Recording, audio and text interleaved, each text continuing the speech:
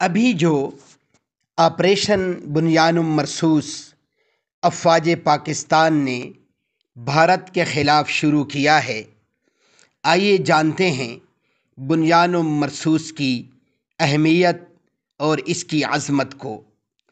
افواج پاکستان کی دینی بصیرت کو سلام پیش کرتے ہیں۔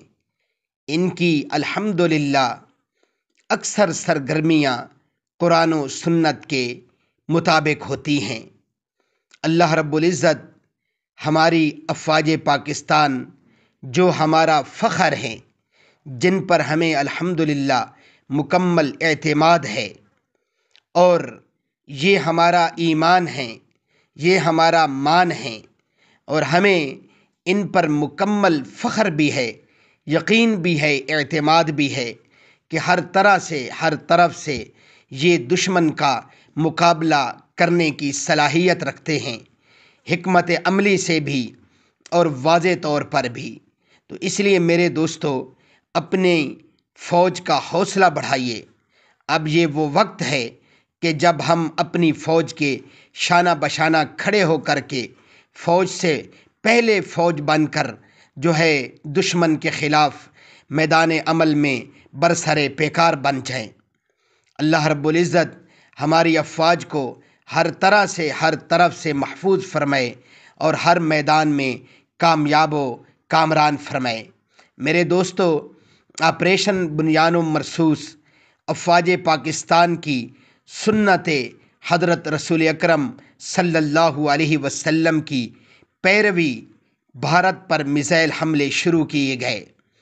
بنیان مرصوص نام کی عظمت و جلالت کے ساتھ یہ بھی غور کریں کہ ہم نے جواب کے لیے وقت بھی وہی منتخب کیا جس وقت اس کائنات کے سب سے عظیم سپہ سالار جناب محمد الرسول اللہ صلی اللہ علیہ وسلم دشمنوں پر حملہ آور ہوا کرتے تھے۔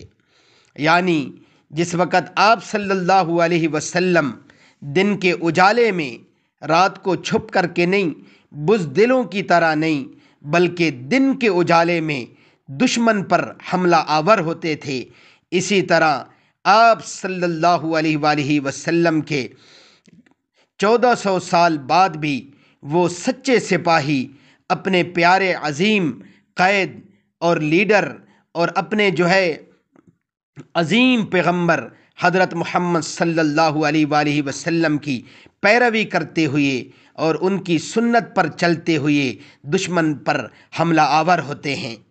حضرت انس بن مالک رضی اللہ تعالیٰ عنہ بیان کرتے ہیں، کان رسول اللہ صلی اللہ علیہ وسلم یغیر اذا طلع الفجر، رسول اللہ صلی اللہ علیہ وسلم دشمن پر طلوع فجر کے وقت حملہ آور ہوا کرتے تھے۔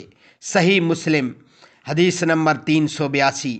تو میرے دوستو، افواج پاکستان بھی الحمدللہ سنت رسول صلی اللہ علیہ وآلہ وسلم کی پیروی کرتے ہوئے اپنے دشمن کے اوپر حملہ آور ہوئی ہے، اور الحمدللہ ہر طرف سے فتح کے جھنڈے گاڑتے ہوئے جو ہے اپنی ہر قسم کی جو ہے مال و متاع کی حفاظت کرتے ہوئے، اپنے شہریوں کی حفاظت کرتے ہوئے، اور اپنے وطن کا اور اپنے ملک کا نام روشن کرتے ہوئے الحمدللہ کامیابی سے ہمکنار ہو رہے ہیں۔ ہمیں ان کے لیے دعائیں کرنی ہیں، اور ہمارے بس میں جو بھی ہو ہمیں اپنی افواج کے شانہ بشانہ ہو کر کے ہمیں کرنا ہے۔ تو اس لیے میرے دوستو، ابھی وقت ہے کہ ہم بھی جو ہے اپنی فوج کے ساتھ اس جو ہے عظیم جہاد کے اندر حصہ ڈالیں۔ اللہ عمل کی توفیق عطا فرمائے۔